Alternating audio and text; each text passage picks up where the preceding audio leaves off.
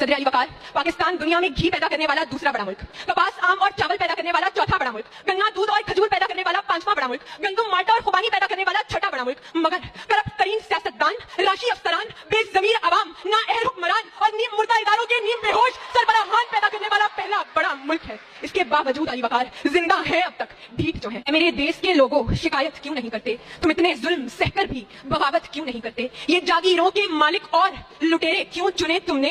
तुम्हारे ऊपर तुम जैसे ही हुकूमत क्यों नहीं करते? ये भूख, अफलास, तंगदस्ती तुम्हारा ही मुकद्दर क्यों?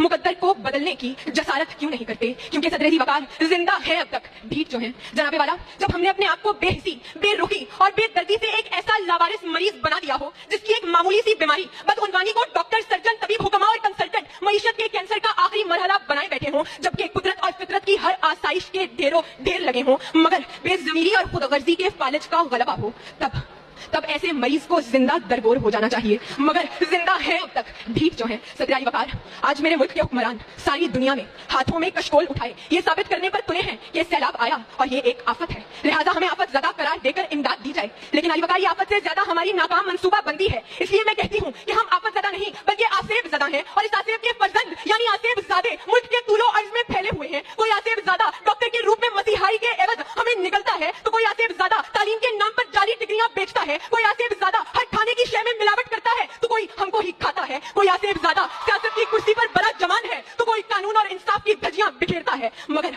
हम चुप हैं, खामोश हैं, तालीम याफ्ता होकर भी गूंगे और बहरे हैं, क्योंकि हर लेकर दस्तरस पाकर छलकते लफ्ज आंखों से न पढ़ पाओ तो जाहिल हो, फिर कहना पड़ता है अली वकार जिंदा है अब तक, ढीठ जो है। सदर अली वकार, मुझे समझ नहीं आता कि आज से 75 साल पहले ऐसा क्या जादू किया गया था कि लोग अपने घर बार छोड़कर, अपने कारोबार छोड़कर, यहाँ तक कि अपनी माओ, बहनों और बेटियों को इस तरीके खौफ से खुद मलकुल मौत के हवाले करके अपने आप को, अपने प्यारों को, अपने राज दुलारों को खून में नहलाकर यहाँ लेने क्या आए थे?